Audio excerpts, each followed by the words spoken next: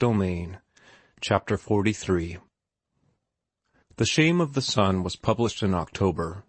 As Martin cut the cords of the express package and the half-dozen complimentary copies from the publisher spilled out on the table, a heavy sadness fell upon him. He thought of the wild delight that would have been his, had this happened a few short months before, and he contrasted that delight that should have been with his present uncaring coldness.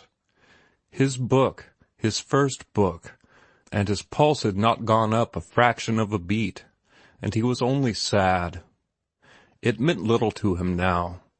The most it meant was that it might bring some money, and little enough did he care for money. He carried a copy out into the kitchen and presented it to Maria. "I did it," he explained, in order to clear up her bewilderment. "I wrote it in the room there, and I guess some few quarts of your vegetable soup went into the making of it. Keep it, it's yours. Just to remember me by, you know." He was not bragging, not showing off. His sole motive was to make her happy, to make her proud of him, to justify her long faith in him. She put the book in the front room, on top of the family Bible. A sacred thing was this book her lodger had made, a fetish of friendship. It softened the blow of his having been a laundryman, and though she could not understand a line of it, she knew that every line of it was great. She was a simple, practical, hard-working woman, but she possessed faith in large endowment. Just as emotionlessly as he had received The Shame of the Sun, did he read the reviews of it that came in weekly from the clipping bureau. The book was making a hit, that was evident. It meant more than gold in the money sack. He could fix up Lizzie, redeem all his promises, and still have enough left to build his little grass-walled castle. Singletree, Darnley and Company had cautiously brought out an edition of 1,500 copies, but the first reviews had started a second edition of twice that size through the presses, and ere this was delivered, a third edition of 5,000 had been ordered. A London firm made arrangements by cable for an English edition, and hot-footed upon this came the news of French, German, and Scandinavian translations in progress. The attack upon the Maeterlinck school could not have been made at a more opportune moment. A fierce controversy was precipitated. Saleeby and Hackle endorsed and defended The Shame of the Sun, for once finding themselves on the same side of a question. Crooks and Wallace ranged up on the opposing side, while Sir Oliver Lodge attempted to formulate a compromise that would jibe with his particular cosmic theories. Maeterlinck's followers rallied around the standard of mysticism. Chesterton set the whole world laughing with a series of alleged, non-partisan essays on the subject, and the whole affair, controversy and controversialists, was well nigh swept into the pit by a thundering broadside from George Bernard Shaw. Needless to say, the arena was crowded with hosts of lesser lights, and the dust and sweat and din became terrific. "It is a most marvelous happening," Singletree, Darnley and Company wrote Martin. "A critical philosophic essay selling like a novel. You could not have chosen your subject better, and all contributory factors have been unwarrantedly propitious. We need scarcely to assure you that we are making hay while the sun shines. Over 40,000 copies have already been sold in the United States and Canada, and a new edition of 20,000 is on the presses. We are overworked, trying to supply the demand. Nevertheless, we have helped to create that demand. We have already spent $5,000 in advertising. The book is bound to be a record-breaker. Please find herewith a contract in duplicate for your next book, which we have taken the liberty of forwarding to you. You will please note that we have increased your royalties to 20%, which is about as high as a conservative publishing house dares to go. If our offer is agreeable to you, please fill in the proper blank space with the title of your book. We make no stipulations concerning its nature. Any book on any subject. If you have one already written, so much the better. Now is the time to strike. The iron could not be hotter. On receipt of signed contract, we shall be pleased to make you an advance on royalties of $5,000. You see, we have faith in you, and we are going in on this thing big. We should like also to discuss with you the drawing up of a contract for a term of years, say 10, during which we shall have the exclusive rights of publishing in book form all that you produce, but more of this anon." Martin laid down the letter and worked a problem in mental arithmetic, finding the product of 15 cents times 60,000 to be $9,000. He signed the new contract, inserting "the smoke of joy" in the blank space, and mailed it back to the publishers along with the 20 storiettes he had written in the days before he discovered the formula for the newspaper storiette. And promptly as the United States mail could deliver and return, came Singletree, Darnley and Company's check for $5,000. "I want you to come downtown with me, Maria, this afternoon at 2:00, Martin said, the morning the check arrived. "Or, better, meet me at 14th and Broadway at 2:00. I'll be looking out for you." At the appointed time she was there, but shoes was the only clue to the mystery her mind had been capable of evolving, and she suffered a distinct shock of disappointment when Martin walked her right by a shoe store and dived into a real estate office. What happened thereupon resided forever after in her memory as a dream. Fine gentlemen smiled at her benevolently as they talked with Martin and one another. A typewriter clicked. Signatures were affixed to an imposing document. Her own landlord was there too, and affixed his signature. And when all was over, and she was outside on the sidewalk, her landlord spoke to her, saying, "Well, Maria, you won't have to pay me no $7.50 this month." Maria was too stunned for speech. "Or next month, or the next, her landlord said. She thanked him incoherently, as if for a favor.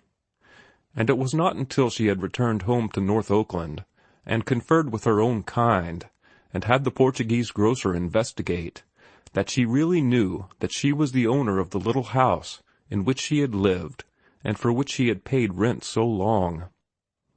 "Why don't you trade with me no more?"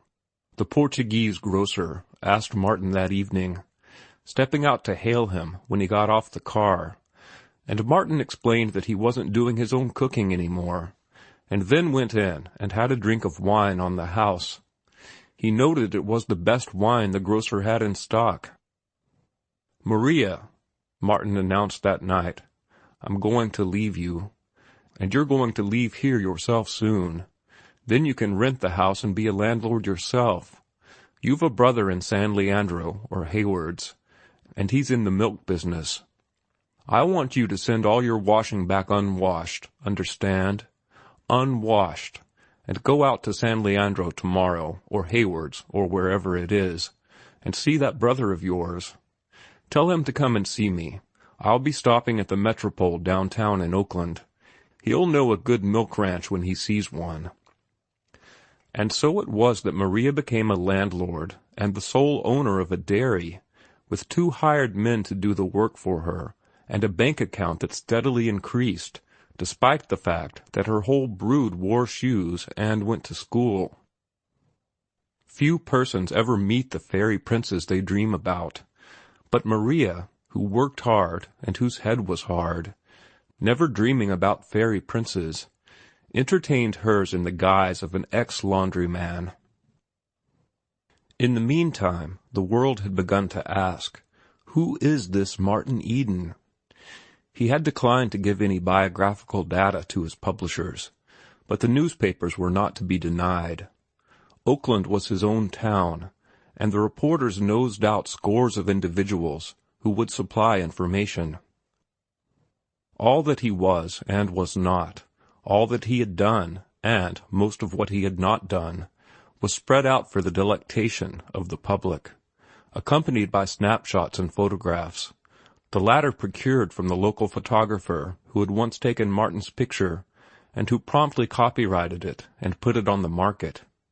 At first, so great was his disgust with the magazines and all bourgeois society, Martin fought against publicity. But in the end, because it was easier than not to, he surrendered. He found that he could not refuse himself to the special writers who traveled long distances to see him. Then again, each day was so many hours long, and, since he no longer was occupied with writing and studying, those hours had to be occupied somehow. So he yielded to what was to him a whim, permitted interviews, gave his opinions on literature and philosophy, and even accepted invitations of the bourgeoisie. He had settled down into a strange and comfortable state of mind. He no longer cared. He forgave everybody, even the cub reporter who had painted him red, and to whom he now granted a full page with specially posed photographs. He saw Lizzie occasionally, and it was patent that she regretted the greatness that had come to him. It widened the space between them. Perhaps it was with the hope of narrowing it that she yielded to his persuasions to go to night school and business college, and to have herself gowned by a wonderful dressmaker who charged outrageous prices. She improved visibly from day to day, until Martin wondered if he was doing right, for he knew that all her compliance and endeavor was for his sake. She was trying to make herself of worth in his eyes, of the sort of worth he seemed to value. Yet he gave her no hope, treating her in brotherly fashion and rarely seeing her.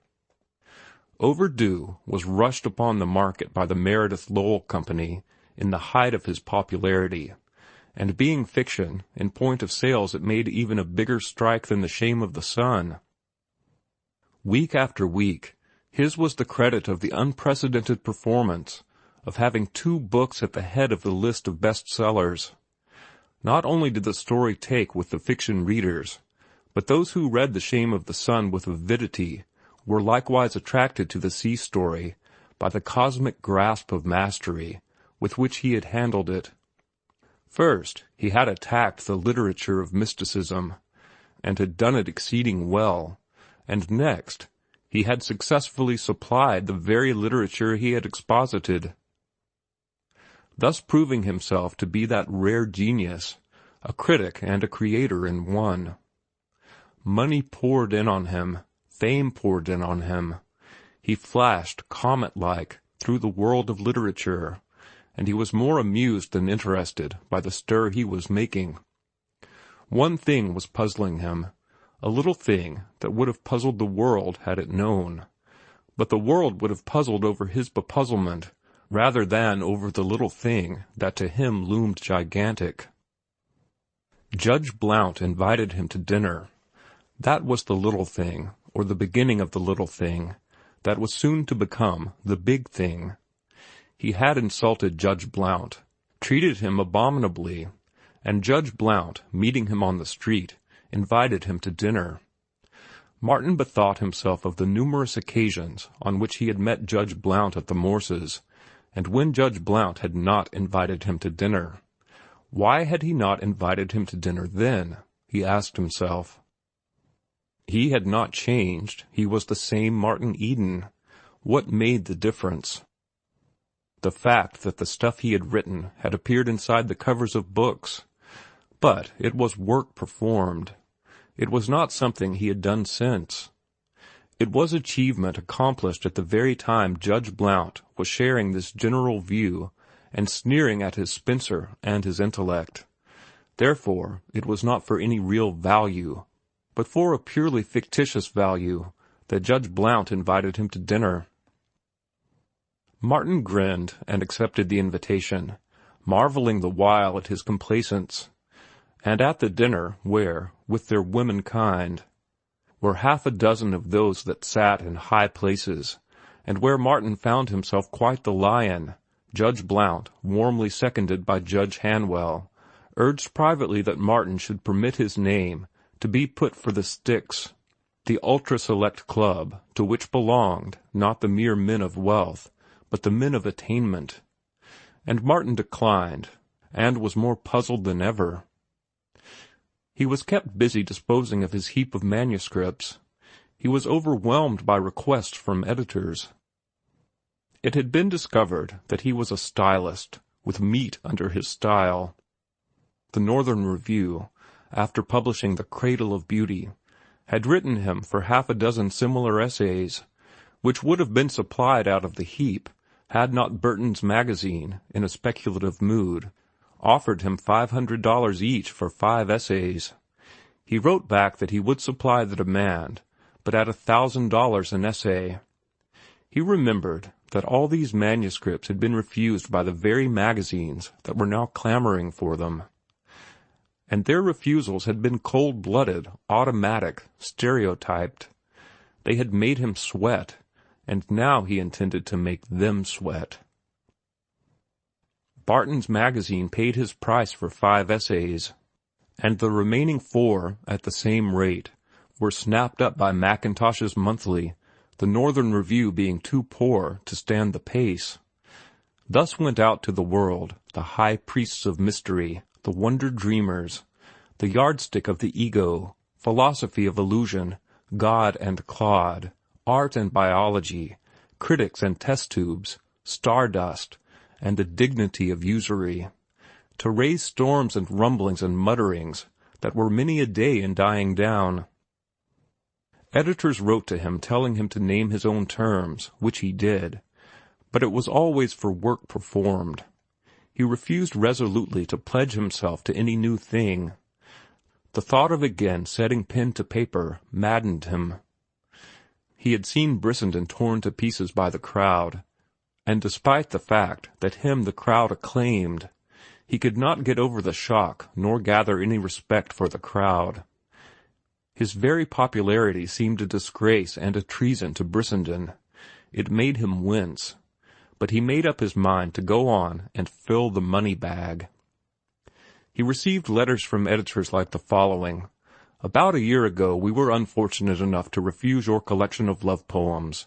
We were greatly impressed by them at the time, but certain arrangements already entered into prevented our taking them. If you still have them, and if you will be kind enough to forward them, we shall be glad to publish the entire collection on your terms. We are also prepared to make a most advantageous offer for bringing them out in book form." Martin recollected his blank verse tragedy, and sent it instead. He read it over before mailing, and was particularly impressed by its sophomoric amateurishness and general worthlessness. But he sent it, and it was published, to the everlasting regret of the editor. The public was indignant and incredulous. It was too far a cry from Martin Eden's high standard to that serious bosh. It was asserted that he had never written it, that the magazine had faked it very clumsily, or that Martin Eden was emulating the elder Dumas, and at the height of success was hiring his writing done for him. But when he explained that the tragedy was an early effort of his literary childhood, and that the magazine had refused to be happy unless it got it, a great laugh went up at the magazine's expense, and a change in the editorship followed. The tragedy was never brought out in book form, though Martin pocketed the advance royalties that had been paid. Coleman's Weekly sent Martin a lengthy telegram, costing nearly $300, offering him $1,000 an article for 20 articles. He was to travel over the United States with all expenses paid, and select whatever topics interested him. The body of the telegram was devoted to hypothetical topics in order to show him the freedom of range that was to be his.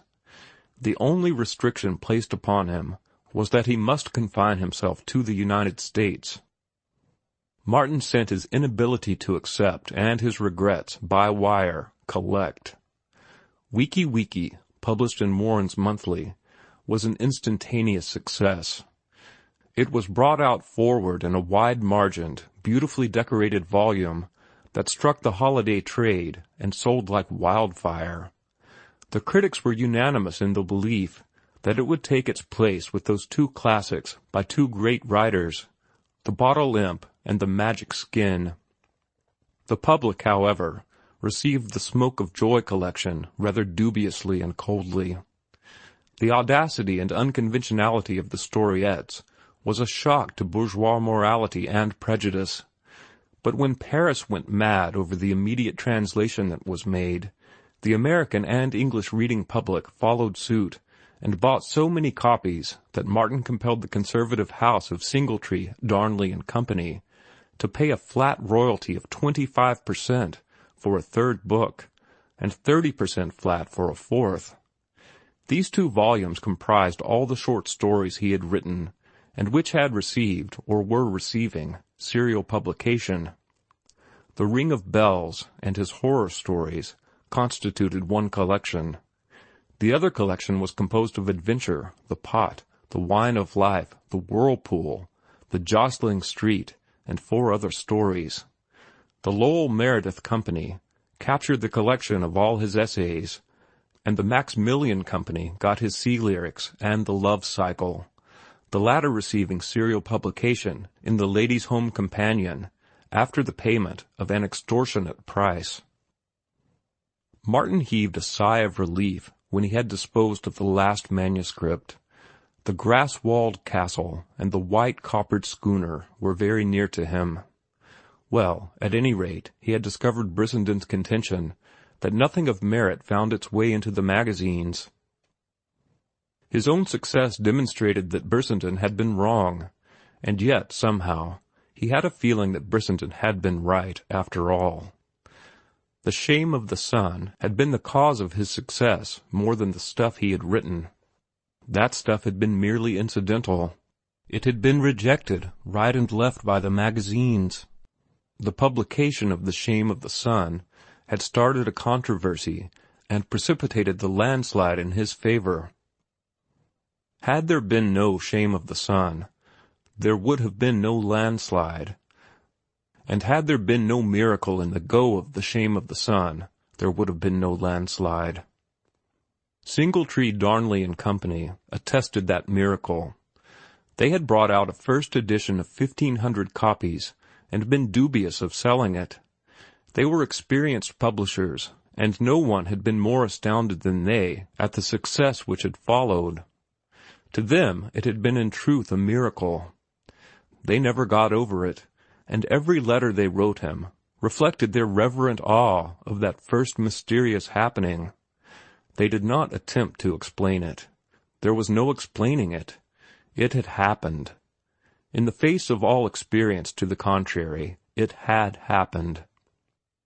So it was, reasoning thus, that Martin questioned the validity of his popularity.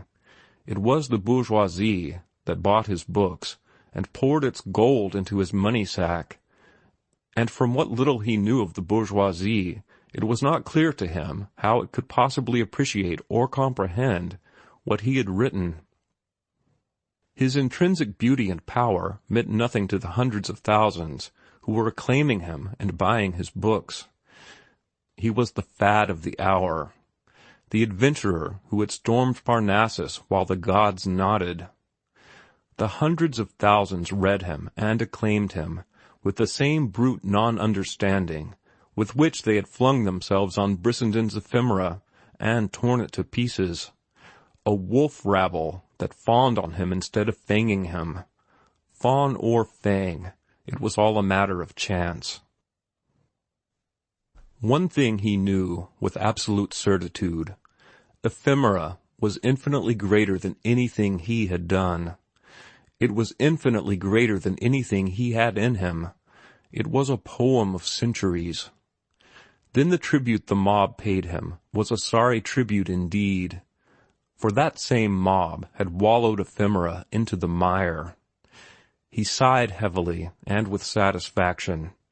He was glad the last manuscript was sold, and that he would soon be done with it all. End of chapter 43.